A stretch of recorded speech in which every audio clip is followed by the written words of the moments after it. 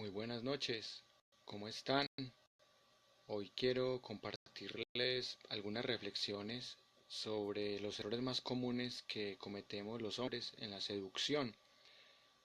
Empezamos una serie de programas relacionados con temas de interés público, precisamente porque hay asuntos que van más allá de lo académico y que tienen que ver con todo lo cotidiano. Además, porque hay diferentes testimonios y estudios interesantes para compartir al respecto.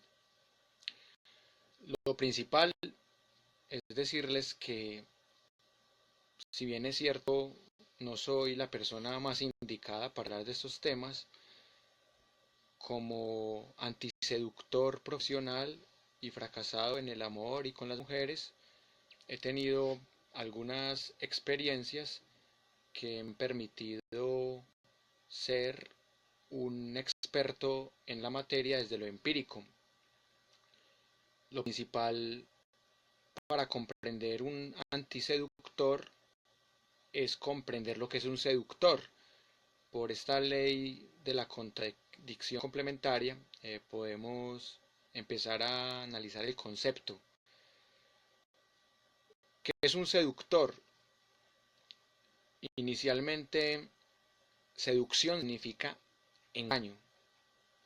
Si uno se va al término más remoto del concepto, seducir es engañar. Es decir, antiseductor es el que no engaña. Es aquella persona que intenta, entre comillas, cortejar sin tener que valerse de artilugios, de artimañas y estratagemas. En la historia hemos conocido grandes seductores, tanto seductores de masas como seductores de personas. Robert Greene tiene una tesis muy interesante. Dice que la primera seductora fue Cleopatra. ¿Por qué es polémico? Porque se torna un tanto sexista. La seducción no es un invento de las mujeres ni de los hombres, es un invento de la humanidad. Es convencer a alguien a través de mentiras y de trampas de algo. Los cosméticos son una de las formas más interesantes de engañar. El maquillaje en general, la edición de fotografías y de videos. Mis videos son paupérrimos, no tienen luz, no tienen brillo, no tienen nada atractivo, precisamente porque son antiseductores. Y sea muy incoherente hablar yo de la antiseducción sin dar ejemplo de lo que es antiseducción. Yo no puedo llegar aquí con videos muy bonitos, muy bien editados, profesionales, porque sean seductores. Y se supone que hoy estoy hablando desde la antiseducción. Obviamente, volvamos a la tesis de Robert Greene, cuando menciona a Cleopatra como la inventora de la seducción. Yo no diría que es Cleopatra, yo diría que hay que distinguir dos momentos en la humanidad. Uno, las sociedades que eran sedentarias y que todavía son sedentarias, y las llamadas sociedades nómadas, de cazadores, recolectores, que se basaban en la fuerza, no en la argumentación ni en la persuasión. En las sociedades que se basaban en la fuerza, era muy sencilla la cuestión. El macho, a través de la fuerza, se apoderaba de la tierra, de la hembra, de lo demás. Al menos esa es la tesis de Rousseau, cuando habla del origen de la igualdad entre los hombres, que era a través de la fuerza, y así es como se distingue esa sociedad de la sociedad de nosotros, que es una sociedad sedentaria, una sociedad más controlada, una sociedad en donde existe por lo menos la persuasión como un mecanismo también para acceder a algún poder. Entonces, ¿por qué es importante Cleopatra en la historia? Porque fue la última de los Ptolomeos, porque sedujo a un emperador romano con Julio César, y luego, cuando Marco Antonio se estaba peleando el trono con Octavio Augusto, pudo inclinarse a favor del señor Marco Antonio, y al final haya perdido, pero Cleopatra era una persona sumamente interesante, más allá de que los historiadores digan que era fea, que era bonita. Cleopatra es muy interesante por varias razones. Primero, el uso de los cosméticos. Hay gente que cree que los cosméticos se empezaron a usar solamente en las sociedades capitalistas y consumistas contemporáneas. Cleopatra usaba unos excelentes cosméticos para atraer, más allá de que fuera bonita o fea. Dos, era una persona muy intelectual, no solamente porque era políglota, sino porque era estratégica. Y aparte de todo, tenía sangre noble, pues venía de la dinastía que nada más y nada menos había propiciado el gran conquistador Alejandro Magno, la última de los Ptolomeos. Entonces, cuando Cleopatra sedujo a Julio César, llegó a sus pies una alfombra y fue muy interesante porque fue amor a primera vista. Julio César era un hombre de 52 años, Cleopatra una muchacha de 18 años y fue amor a primera vista. Se dice en algunos documentales que en primera cena tuvieron Julio César y Cleopatra. Cleopatra pagó una suma de dinero equivalente a lo que hoy día serían 100 millones de dólares. Ustedes pueden decir que cachonear no es seducir, pero si vamos al significado primigenio de que seducir es engañar, entonces, si yo no tengo argumentos aparte del dinero, yo puedo ser seductor pagando una cuenta costosa. Ahora, desde el patriarcado, entonces cuando el hombre paga la cuenta se ve como el mero macho, pero desde un enfoque, por ejemplo, del bondage, al que paga la cuenta, al marrano que paga la cuenta, no se le llama macho o cachón, se le llama esclavo financiero. Es decir, que en el bondage es la mujer o el hombre o el que sea el que tenga el dominio de hacer al otro gastar la plata. Entonces son visiones muy distintas. En el caso de Cleopatra, para no caer en un anacronismo, Cleopatra era que quería seducirlo, porque Julio César en ese momento era el hombre más poderoso del mundo. Entonces era muy importante que ella tuviese el aliado perfecto para asesinar a su hermano menor Ptolomeo, que era su esposo, porque ella no podía matarlo así como así, tenía que buscar un cómplice que le ayudara a perpetuar su poder sin tener que perderlo por ser mujer o por otra cuestión. Entonces la unión de ambos fue estratégica, además porque Cleopatra tampoco era una pintada en la pared.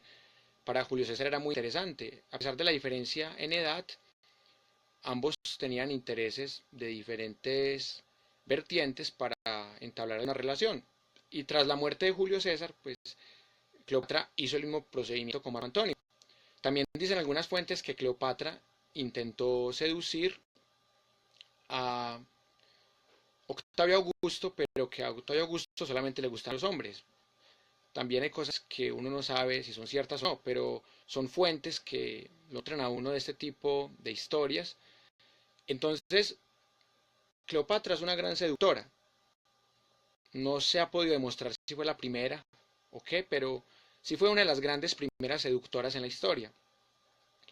Y ustedes ya conocen también por la canción de Willy Colón, del Casanova, que ya como Casanova fue otro de los grandes, entre comillas, seductores de la historia.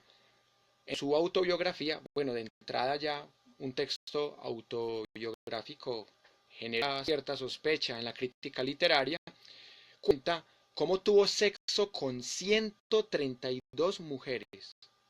Bueno, pues quiera podría decir, hombre, Diomedes Díaz tuvo sexo con miles de mujeres, Lemmy, el de Motorhead también, estos manes de X también. Entonces, eso es una bobada, pero hay que tener en cuenta algo.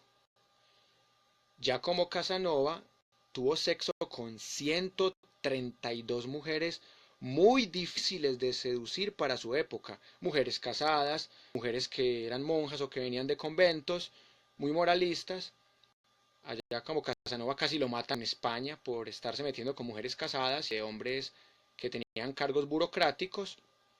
Entonces no es lo mismo tener sexo con miles de mujeres a tener sexo con 132 mujeres. Además que ya como Casanova también lo definen como el primer feminista de la historia, porque su método de seducción no era como el personaje mítico de Don Juan, que era un picaflor que le caía a esta, a esta, a esta y a aquella, sino que Casanova era muy selectivo, era muy fino, tenía los atributos necesarios para ser un seductor, se hacía desear, era como el marinero cuando sentía que ya había seducido, se iba para otro puerto, pero era muy delicado y era un hombre que valoraba mucho a la mujer.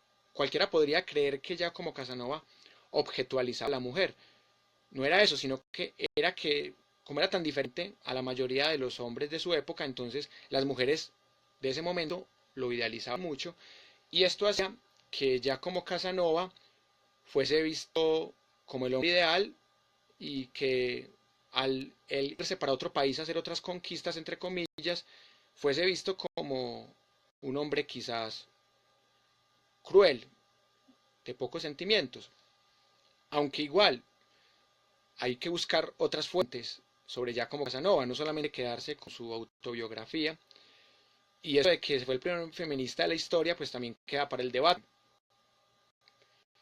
Y si hablamos de los grandes seductores del siglo XX, nos encontramos con los músicos famosos.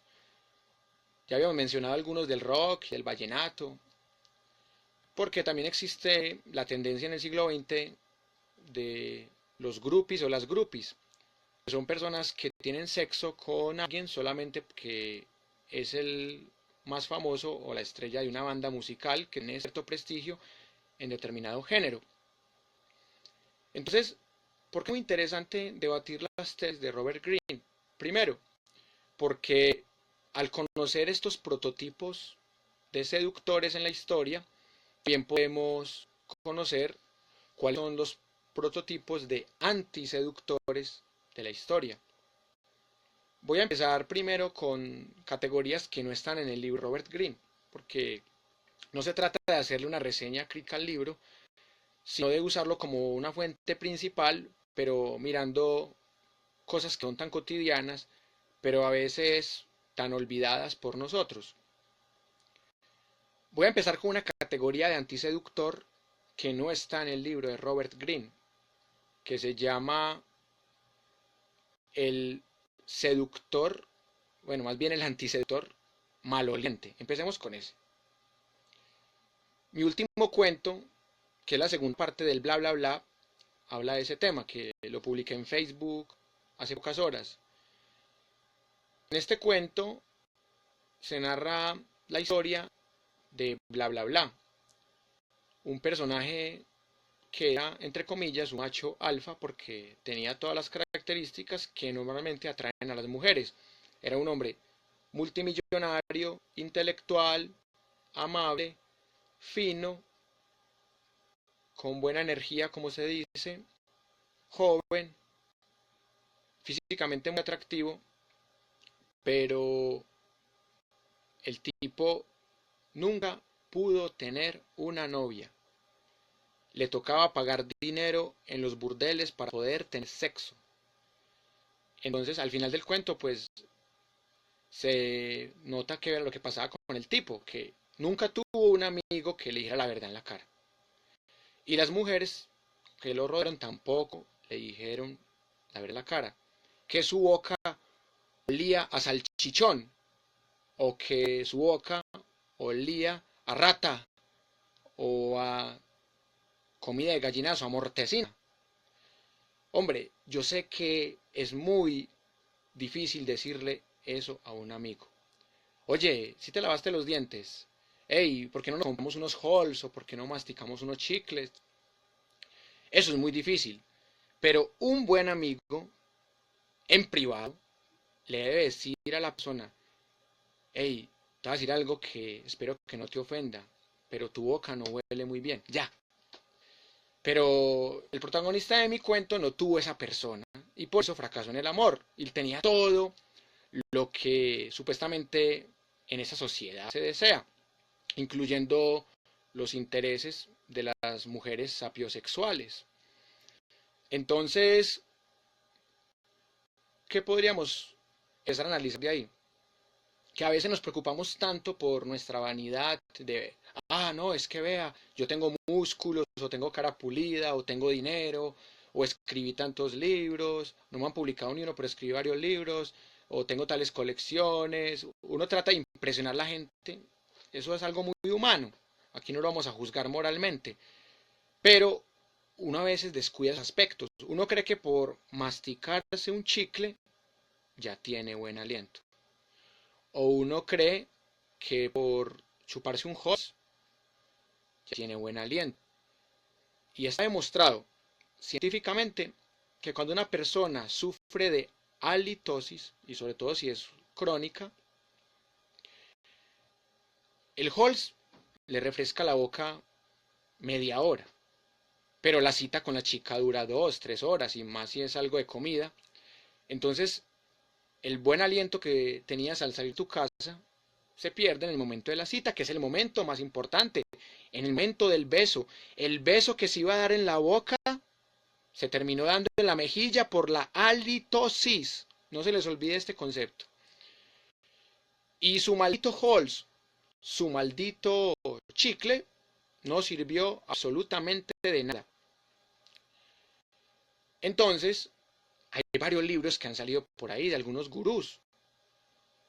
No consuman chicle, no consuman Halls, no crean que tienen buen aliento. Pregúntenle a amigos de confianza si su boca huele bien o no. Porque ¿cuántas veces la chica que conversaba con uno fluidamente por el Facebook de repente lo deja uno visto o lo deja en la friendzone y uno no sabe por qué? Puede que una de las razones haya sido la halitosis, entre otras cosas, porque también existe la pecueca, también existe el grajo, como lo llamamos popularmente. Hay muchos olores que pueden espantar a la mujer de nuestros sueños. Entonces, lo que se proponía en ese libro era una serie de medicamentos naturalistas para combatir o por lo menos reducir el mal aliento. Uno de ellos, 3 cucharadas de vinagre de manzana en 200 mililitros de agua, por ejemplo. Ese era uno. Chupar limón como un berraco.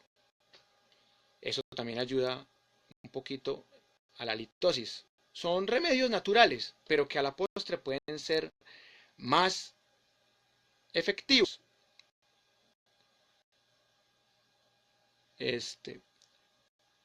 Me dice por acá una amiga que se fue la conexión. ¿Alguien más me puede confirmar si todavía está la transmisión o si la empezamos de nuevo?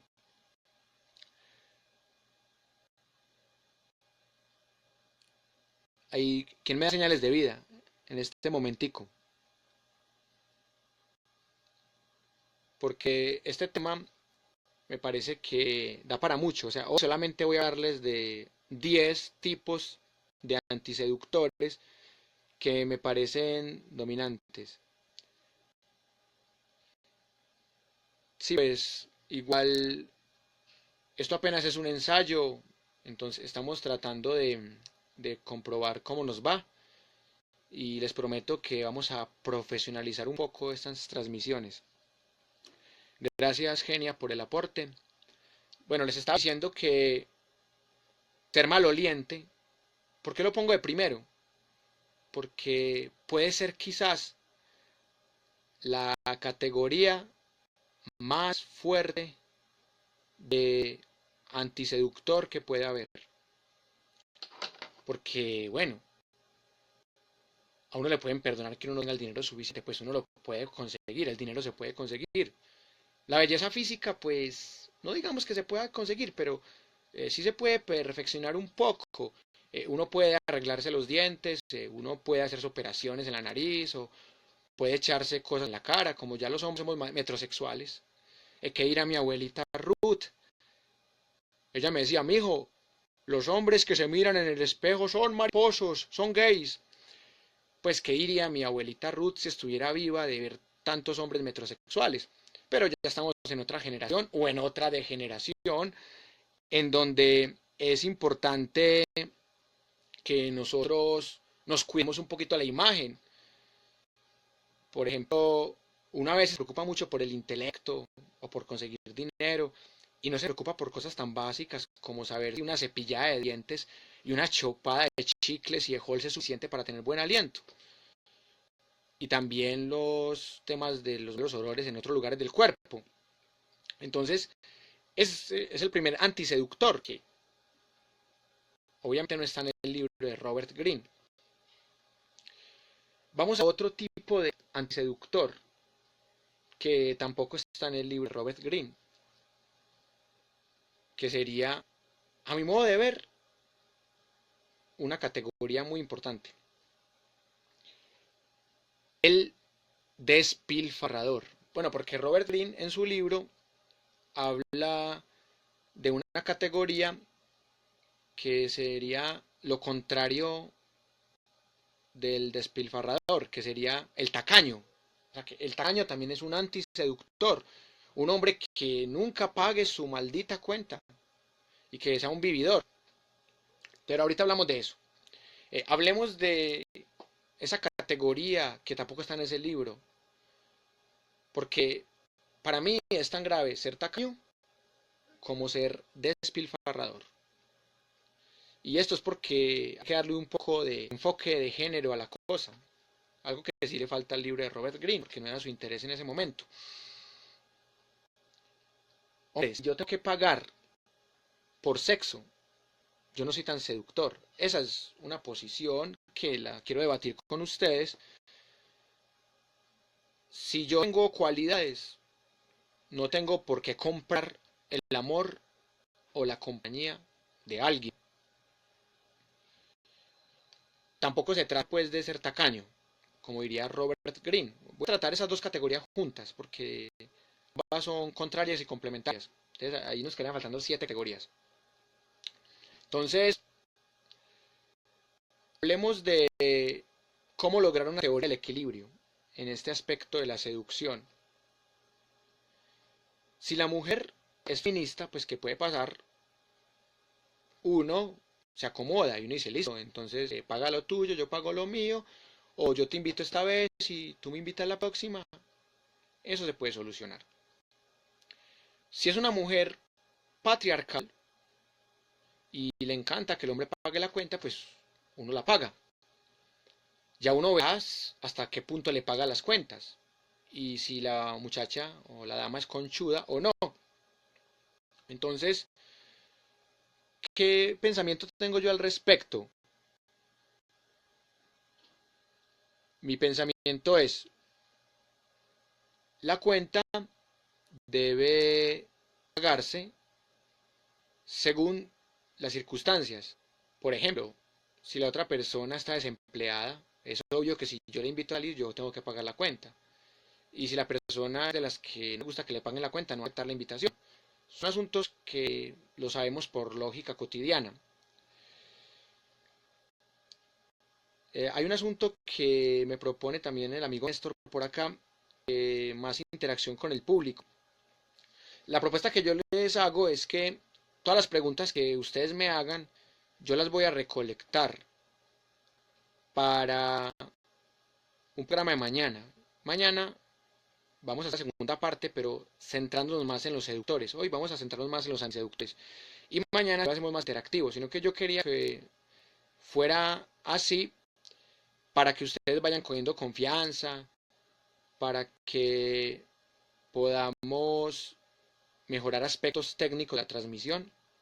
Entonces, voy a tener en cuenta la sugerencia del amigo Néstor, pero para mañana, o sea, hoy voy a mirar ahorita a las 10 de la noche todos los comentarios que hayan y para mirar cómo armamos el programa de mañana desde ahí, porque este tema no es de una hora, ni de 2 horas tampoco, pero es un tema para discutirlo siempre, porque ahora estamos, bueno, ahora no, pero sí es un tema que nos genera mucha inquietud en nuestras relaciones interpersonales. Entonces, siguiendo con el tema, el seductor tacaño y el seductor despilfarrador. Ojo, despilfarrador. Son tipos de seductores que para mí pueden ser a veces también antiseductores. Es decir, por ejemplo, yo, yo he notado que hay gente que le gusta los tacaños y hay gente que le gusta los despilfarradores. Los narcotraficantes generalmente son despilfarradores. Y a veces a la pareja de uno le gusta que uno sea tacaño, pero no porque uno se vaya a amarrar la plata, sino porque piensan en un apartamento, por decir algo. Entonces, ay amor, no gastes esto tan costoso para que ahorremos para la cuota inicial del apartamento, por decir cualquier hipotético. Entonces, ¿qué podríamos mirar de ahí? Que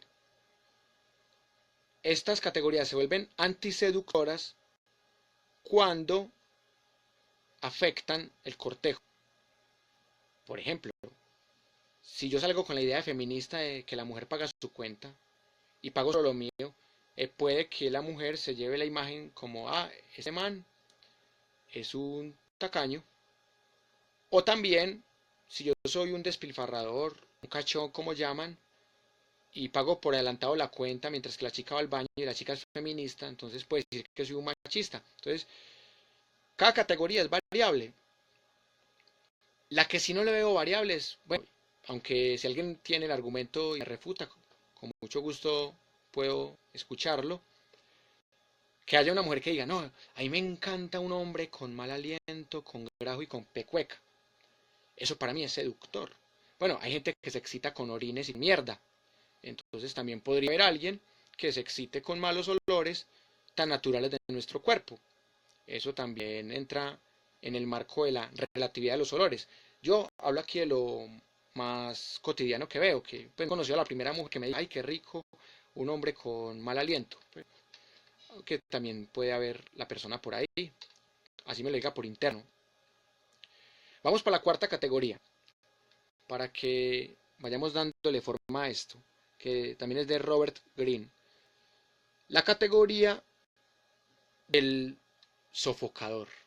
Mucho ojo con esto, caballeros, que a veces los hombres, por querer ser firmes en un cortejo, terminamos siendo acosadores sexuales.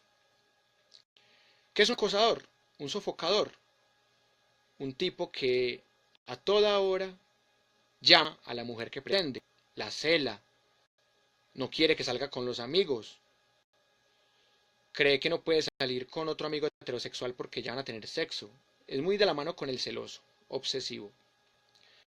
Y quiero centrarme mucho en este punto porque a mi modo de ver la violencia intrafamiliar y la violencia estructural de género se da particularmente por hombres sofocadores. Bueno, también hay mujeres sofocadoras, pero en esta cultura patriarcal en la que estamos hay una tendencia estadística que dice que los hombres somos más sofocadores. Queremos a la mujer que creemos de nuestra propiedad a toda hora con nosotros. Le revisamos el inbox, le revisamos todo. Y digo que lo revisamos porque en algún momento los hombres hemos caído en ese error. Yo también caí en ese error, no lo puedo negar. Entonces confundimos el amor con la posesión. Y esto termina en violencia, en divorcios, entre otras cosas.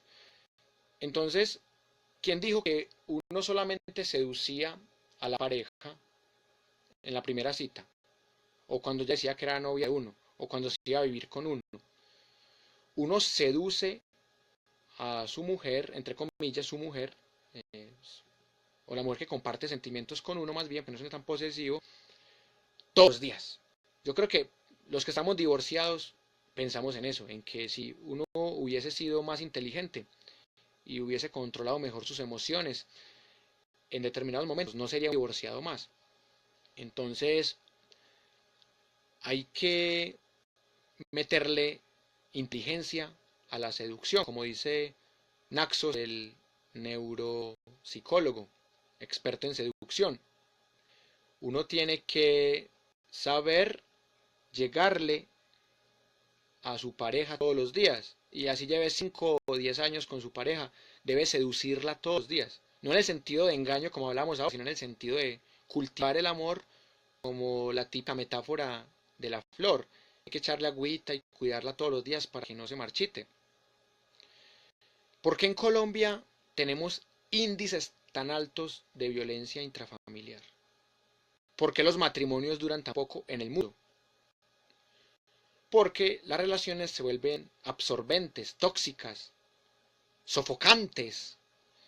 Entonces, ese tema pues daría para un solo programa, pero recuerden que hoy es como una introducción. Ya luego veremos más aspectos de ese tipo de antiseductor. Hay otro que tiene un nombre un tanto enredado, pero voy a tratar de traducírselos para que quede claro. El farfullador. No es el follador, es el farfullador. Es aquel antiseductor que es muy concentrado en sí mismo. Es una persona que generalmente no piensa en la otra. Podríamos decir que el farfullador es una especie de egoísta y también es una persona ensimismada. Y eso también ayuda a que las parejas tengan crisis. El farfullador también generalmente es hombre. No es por traer aquí un discurso sexista, pero los hombres en el coito a veces somos muy egoístas y solamente pensamos en nuestra maldita eyaculación y no entendemos que la mujer que está teniendo relaciones sexuales con nosotros también es un ser sensible y que a veces o generalmente su orgasmo tarda un poco más y que la mujer es multiorgásmica y que no es como nosotros que botamos el semen y que ya, ya quedamos satisfechos. La mujer requiere otro tipo de tratamiento comunicativo, caricias. Entonces, yo veo que el farfullador generalmente falla es en aspectos como la sexualidad y en general el farfullador es un antiseductor por excelencia en diferentes ámbitos de la vida de pareja. Siempre piensa en sus planes, los planes de mi mujer no importan. Por ejemplo, yo me volví farfullador con el tema del fútbol. Yo he tenido que alejarme un poco del fútbol.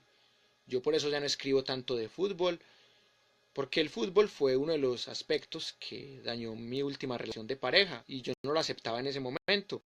Entonces yo me mantenía hablando del fútbol, del profe Osorio y en este momento me arrepiento de esos errores que cometí. Pero es porque yo decía, no, ¿cuál feria de flores? Vamos, espérame, yo voy al partido de Nacional. O sea, sí, uno tiene derecho a ver sus partidos, pero uno en la pareja tiene que ser muy cuidadoso con ese tipo de cosas, porque el fútbol es muy bacano y todo, la música, la escritura, pero si uno tiene una pareja, uno también debe escuchar sus planes, así los planes de la pareja no le gusten a uno, así como a veces la pareja se veía los partidos de fútbol con uno, solamente por estar con uno, uno también debería irse a comprar ropa con ella, bueno, que a veces comprar ropa con mujeres es un poquito desesperante, pero hay que ir, porque ellas también se aguantan planes de uno que para ellas son desesperantes. Entonces, ahí vamos viendo otra gran categoría de antiseductor.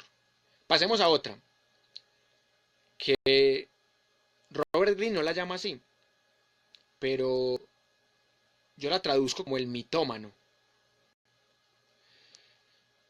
El mitómano no solamente es el que es adicto a mentir.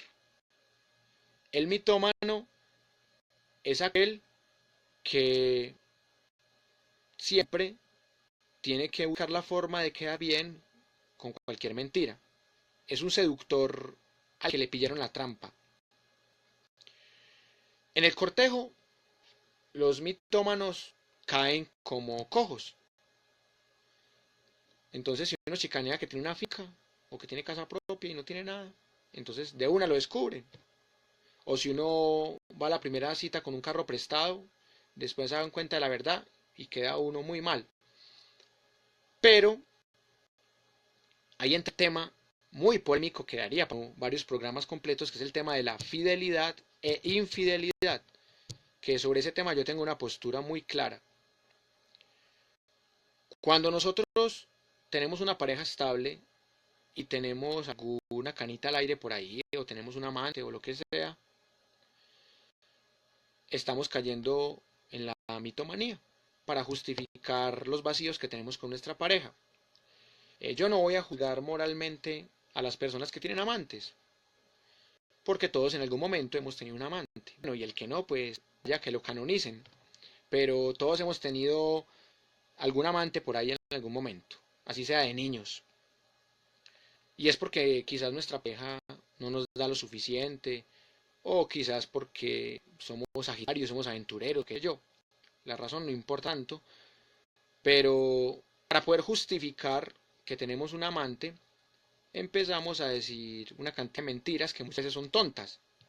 Y no hay nada más patético que la pareja de uno lo coja a uno en una mentira tonta. O sea que aparte de que uno la está entre comillas engañando, uno tampoco sabe engañar.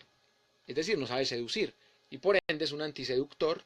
Todos los que montan cachos y son descubiertos son antiseductores. Y por ende son mitómanos.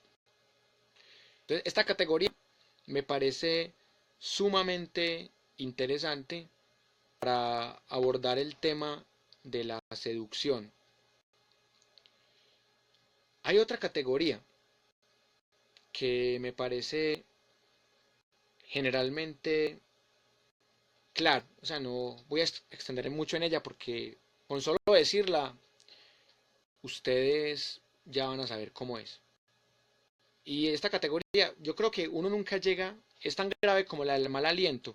Uno siempre se queda en la friendzone cuando está en esta categoría, que está muy clara en el libro de Robert Greene. El antiseductor, escuchen bien, bruto. ¿Qué es un antiseductor bruto? Es aquel que quiere sexo en la primera cita, que roba besos en la primera cita. Así de sencillo. Y saben que el peor, que a veces ese bruto conquista más que el romántico que escribe carticas. Porque estamos en una sociedad muy pasional a veces, más llevada por las emociones que por los sentimientos. Entonces, ese tipo de brutos a veces son más seductores que los que utilizan técnicas soft o técnicas suaves de seducción.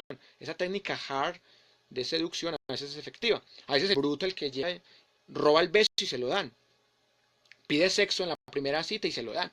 Entonces, curiosamente los brutos también pueden ser seductores. En algunos casos, en algunos contextos, tampoco voy a juzgarlo mucho. Pero una vez me tocó ver una escenita que ustedes no se imaginan. En una cafetería de una universidad de cuyo nombre no quiero acordarme. Había una muchacha y un tipo. Y el tipo estaba intentando cortejar a la muchacha. Entonces el tipo empezaba a darle unos besos esquineados y ella le volteaba la carita. Y entonces el tipo le cogía la mano y ella se le soltaba. Y el tipo empezaba a darle besitos en el cuello y ella se le quitaba. Hasta que el miserable le dio por darle un besito en la boca y la muchacha le dio una cachetada y se fue. Ahí es cuando el bruto es antiseductor. Y déjenme decirles que, no voy a decir nombres, pero conozco muchos brutos. Bueno, y hasta yo he sido bruto también. Cuando estaba joven, bueno, bello no porque nunca he sido bello, pero cuando estaba joven también era bruto. Y a veces uno también muestra mucho el hambre, como se dice vulgarmente. Y no hay que leer a Robert Greene para comprender que es un bruto en la seducción. Entonces, miren que más allá de las categorías, uno puede darse cuenta que hay estructuras muy comunes entre lo que es un despilfarrador, lo que es un tacaño, lo que es un maloliente, lo que es un mitómano, lo que es un bruto, lo que es un farfullador. Son categorías que muchas veces pasan inadvertidas porque Yo creo que el peor error que uno puede cometer en la seducción es un creer que lo está haciendo bien, cuando lo está haciendo muy mal. Y por eso mismo dice Robert Greene, y bueno, y Naxos también, y todos los que trabajan en este tema de la seducción inteligente, de la seducción secreta, entre otros, dicen que seducir es un arte. Voy a hablarles de un prototipo, pues que no con las palabras de Robert Greene, pero sí con mis palabras, bueno, con las palabras de nosotros. El meloso. Esta categoría, lamentablemente, es muy común y también debo aceptarlo, he caído en esa categoría de ser un antiseductor meloso, porque si bien es cierto, es bonito de vez en cuando ser romántico, idílico, escribir por ahí una cartica, regalar unos chocolates, no me gusta el licor, pero una copita de vino, una cena, una serenata, según las posibilidades económicas, un paseo, pero hay hombres, bueno, no así, habemos hombres, casi no se dice, hay hombres conmigo que por ser románticos hemos terminado siendo melosos, es decir, fastidiosos con el exceso de emociones, no de sentimientos, de emociones. Entonces creemos que porque le escribimos una cartica a la muchacha, un acróstico, o porque le regalamos un libro, entonces ya la muchacha va a caer rendida a nuestros pies. Y las cosas no son así de fáciles. Puede que ella solamente nos vea como amigos, o puede que seamos malolientes, o puede que ella tenga pareja, o puede que sea lesbiana, o puede tener el corazón roto, o puede que crea que uno va muy rápido y ella quiere que uno vaya más despacio. Son muchos factores. Entonces, uno a veces, por dárselas del chico diferente, del chico romántico, termina convirtiéndose meloso para la chica. Se preguntarán ustedes y me pregunto yo, ¿cuál es la diferencia entre un meloso, un romántico, un idílico? Les voy a dar la mía. A mí me gustaría conocer la de ustedes. Para mí, un idílico es un poeta que compone textos amorosos. Ya, punto. Más allá de que sea bueno o mal seductor. Dos, para mí... Ay, mi madre, se fue esto aquí.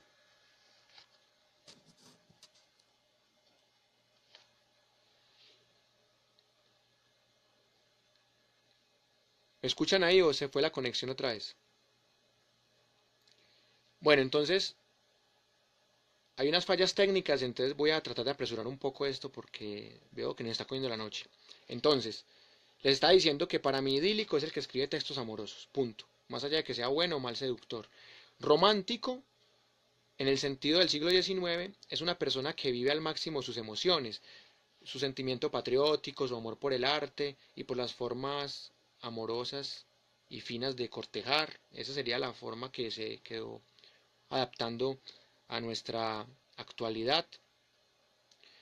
Pero el meloso es aquel o que se pasa de idílico o que se pasa de romántico.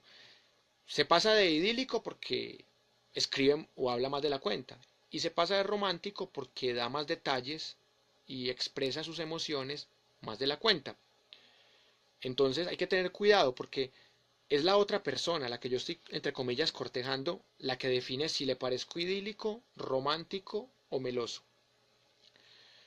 Entonces, si bien es cierto, Robert Greene no profundiza en esta forma de antiseducción, sí quería resaltar ese aspecto, también porque otros autores como Naxos lo trabajan, que me parece muy interesante, que tampoco hay que irse a los extremos como pasa con el tema de la economía.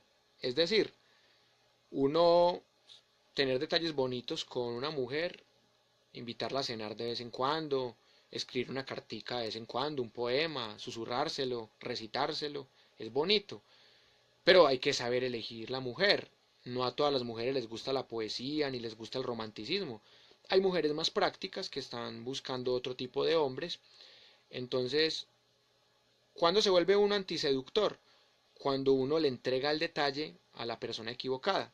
Así de sencillo. ¿Cuándo se vuelve uno seductor?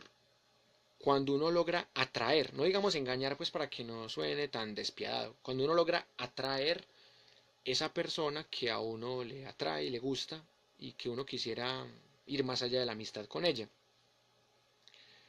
Hay otra categoría que me parece fundamental para entender este tipo de antiseductores, que no la no voy a decir con el término técnico de Robert Greene, sino con una más fácil para nosotros. Podríamos decirle el ñoño, o el nerdo, o el pendejo, que uno también puede caer en esas categorías en algún momento. Entonces, o sea, no es por usar gafas, es que uno se vuelve nerdo o imbécil o lo que sea. Es una actitud antiseductora cuando uno cree que todas las mujeres son sapiosexuales. Es decir, que todas las mujeres van a comer de verbo y de intelecto. No todas las mujeres son sapiosexuales. Ni todas las personas son sapiosexuales. Entonces hay tipos que, bueno, son muy académicos, han escrito 20 libros, tienen maestría, tienen doctorado, son muy finos para hablar, saben varios idiomas, dicen palabras en latín. Entonces ellos creen que todas las mujeres son sapiosexuales. Y cuando las mujeres los dejan en la friendzone, les da rabia. Y dicen, ah, anda a conseguirte un bruto, no estás a mi nivel intelectual. Entonces eso se convierte en un antiseductor. Porque